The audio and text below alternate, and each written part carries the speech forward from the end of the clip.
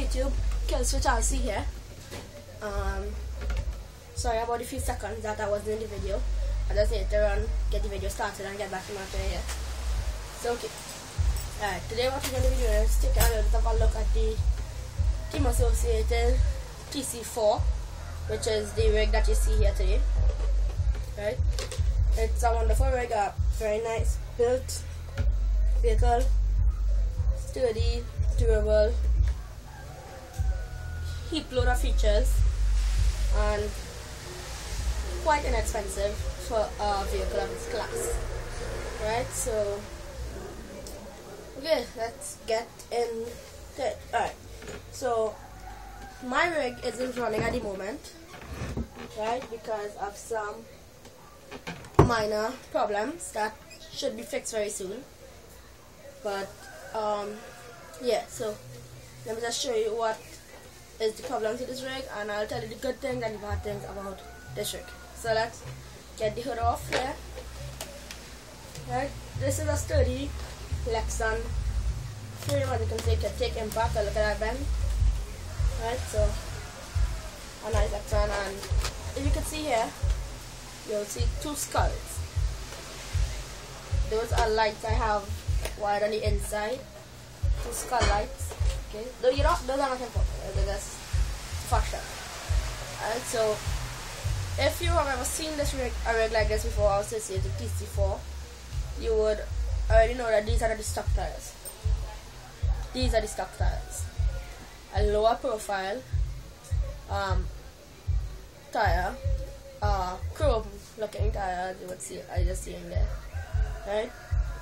This tire was alright when I got the car, but couldn't run this forever. As you can see, it has a bad crack there now, because nobody really does on-road bashing like I do. So yeah, this tire, the rim chipped and the tire is completely worn out, so need to up to some BSR racing tires. These BSRs are higher profile, right? 2, 4, 6, 8, 10, 12 spoke, right? And firm rubber tires. They're lightweight and extremely sturdy, and these are drift tires because they are slicks. If you look at that closely, right, you can see they're slicks. Alright, so this ESC is where my problem started. I'll get to that in a second. Let me just show you some of the basic parts here. Right, so this is that 18-turn motor rated at 30,000 RPM. This is that brushed motor that it comes with. Alright, so this is 18 turns, not the fastest out there, definitely not the slowest out there, but for an on-road car, you're not going to run this forever. So yeah, right, and this is the motor I was running, or I am running at the moment.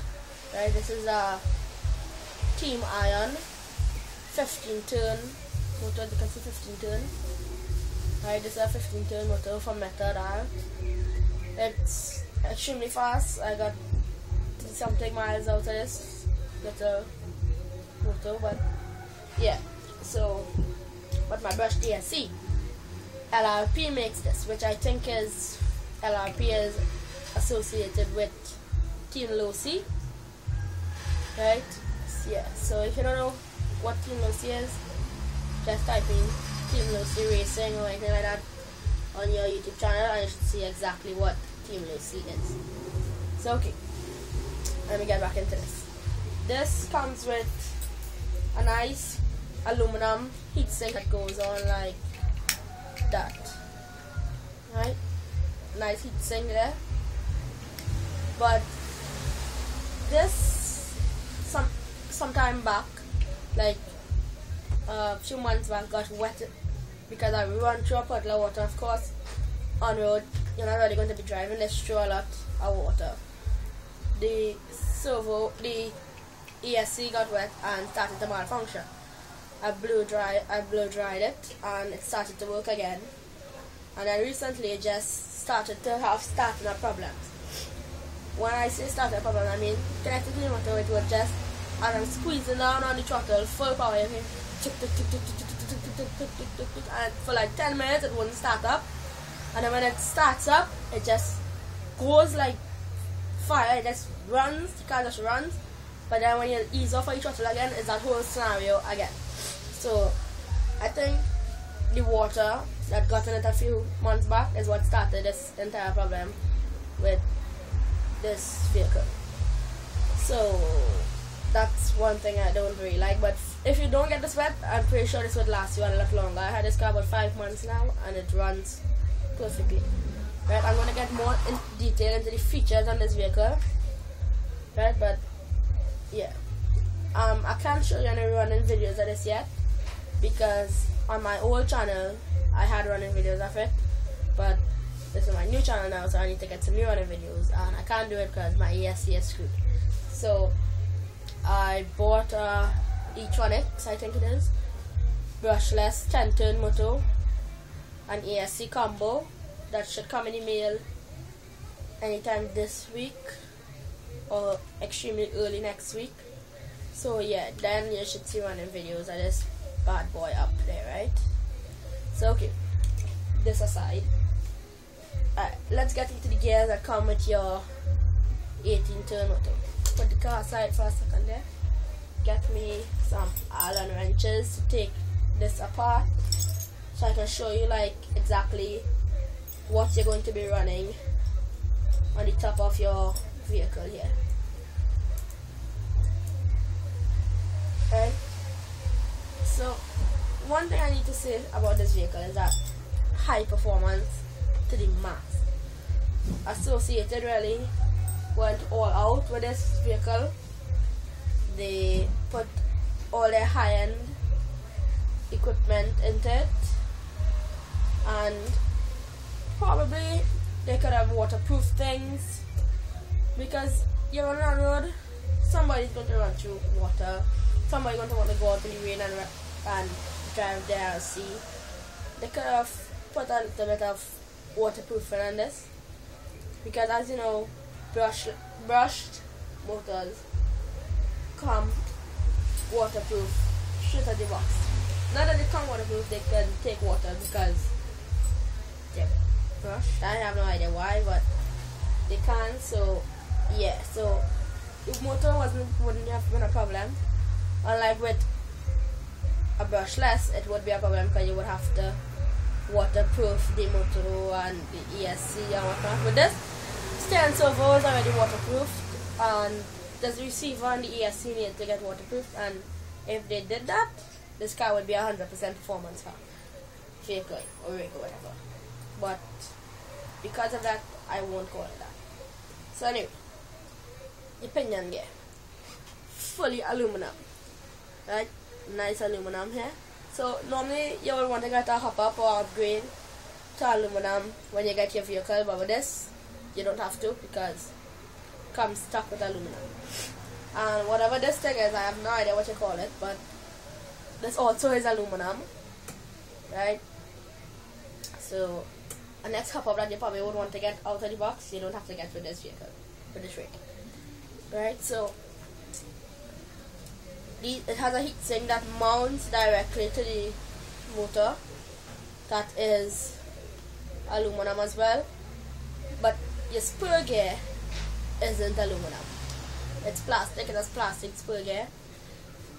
As you can see, this axle or drive shaft here is aluminum, which is most of the parts on this vehicle, on this rig, is stuck. So what I'm showing you is all stuck here.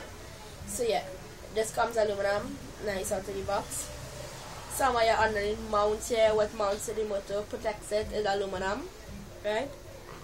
But all your camber links and whatnot are beefed up plastic, which is nice to see on a rig. That nice beefed up plastic look. Right, so okay. As you can see from the shock post, as you can see there's a lot adjustment points, and whatnot that you can do with all the camber links and all the arms here that could be easily moved and whatnot. So that's a nice feature that they added there, that you don't have to get a new shock towers out of the box to get your performance of this car, right? And aluminum coils, the springs, oil filled shocks, but they could have made these threaded instead of having to put preload shock mounts. It would have been nice, but they didn't, so let's not hate them for that, right? But these shocks are nice. As you can see, I'm running 20 body oil in here. You can see how nice that springs up. I am on a soft sponge table here, so as you can see, it won't, your car sinks into that, but you can see look how nice and soft those springs are, right? Look at that, right? But now the front here, this is where problem started when I got these wheels, because if you look at these wheels to these wheels, there are a lot, these stock wheels are a lot narrower than these new BSR racing wheels, right? So as you would notice that turning would be a problem because the wheel would bounce against the shock. Sorry about that, excuse me. Yeah, the wheel would hit the shock, but thanks to them, thanks that they put, let's rephrase. Alright, thanks to Team Associated for putting all these body post mounts. Here you have two mounts. Up here you have 4 mounts. So I put my shocks further in, right, and kind of level off the center of gravity and whatnot, and got my tires to get full turn there. But when I first put in these tires, that was all the turn I would get. That much, after that much, that's all I was getting, and obviously I could not drive the car with that. So I needed to find a way, and Associated did a great job of doing this first. So okay, moving aside from the wheels. The servo gave me a little bit of, I got a little problem with the servo when I just got this car, because it got some sand in it through these gears here, and that gives me a little bit of problem because the wheels would not turn quickly.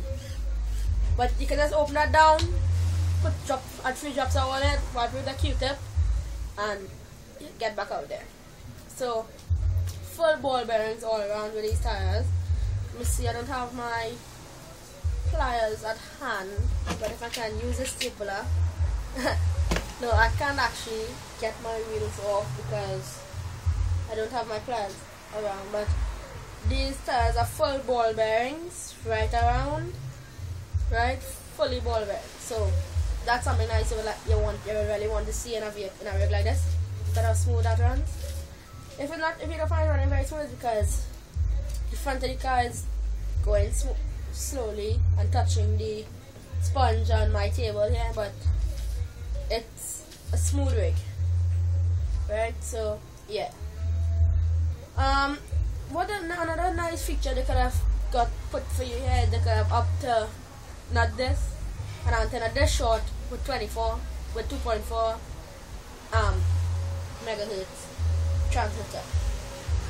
This is a 27 megahertz, which you don't really want to see so much these days, but it's there and you can't really do anything about it. So this antenna is kind of long and not nice.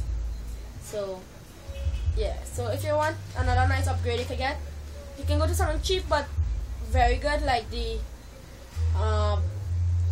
FX GT2 transmitter, which is a cheap low end transmitter but high, I don't know how to express myself anymore, but high quality transmitter, state of the art stuff. So if you want to get that, get that. So yeah, that's a nice hop-up you could get. I'm running Kyosho's body pins, that's why they're so hard to come out. Right, Kyosho made these nice little body clips for us here. let's holler at KO Show for that. Right, and the RPM form is nice. There's not much more to say about the vehicle. Let's get out there and get one for yourself. It's a wonderful rig if you really want to have some fun and you just get into the hobby, or even if you're in the hobby for a long time and you just want to have a lot of fun. The 10 scale associated tc4 is for you. And if you're not looking for something so with so much maintenance in hand, not maintenance but so much features, you're just looking for something low end and just want to get out there and micro size, go with the Losi tc4. Check that out, Team Losi. Not Losi tc4, sorry. Losi Micro T. Go check that out now. That could be the car for you. Right, but there's a lot of other rigs out there, like the iron track vehicles, and if you want to get something even faster than this and brushless power, they could go anywhere, buggy, trucky, all those kind of things built into one. Check out the e-Revo, Traxxas e-Revo brushless edition. And if you're not getting into the hobby, this question I get asked a lot. You're not getting into the hobby and you want what vehicle should you get? Should you jump into brushless, brushed, or nitro? Stay away from nitro if you're not getting into the hobby, because when I got this vehicle with the crappy 18-turn motor, I will be driving like this. This is a wall, boop, boop, boop, and couldn't do anything because I didn't know how to drive it. Get a vehicle, learn to drive, then get out there, play with it for a while, get brushless powered, and then go into nitro, right? So don't just jump straight into nitro because you're going to regret it, because you're going to probably wreck your nitro vehicle first time you get it, and that's going to just cost you a lot of money and put a strain on your wallet. So I won't do that at all. So as you can see, this was my first rig, right? My first hobby grade rig, and it's amazing. I'm moving up now from brush power to brushless, and also I'm into helicopters. If you want a little helicopter or a big helicopter, you can just fly around. Check out the double horse 9035 or 53, the 9053. Check that one out. That's the volutation. Those helicopters are really nice to run about with and whatnot. But these are the features you would most likely get in a hobby grade vehicle. Things like this with nice ball bearings and nice shocks with oil filled shocks, right? Oil in the shocks, yeah. And 4-wheel drive. And if you want to get a drift car, I recommend 4-wheel drive, because some people say they recommend 2-wheel, but I recommend 4-wheel because you can get that turn while you're getting that back spin in one with 4-wheel, right? 2-wheel drive will probably be easier, but if you're in the hobby for a little while, 4-wheel drive is the thing for you. So yeah, I hope you like this video. Please subscribe, comment, rate, and please click subscribe right up here now, please, right? Okay, so thanks and bye.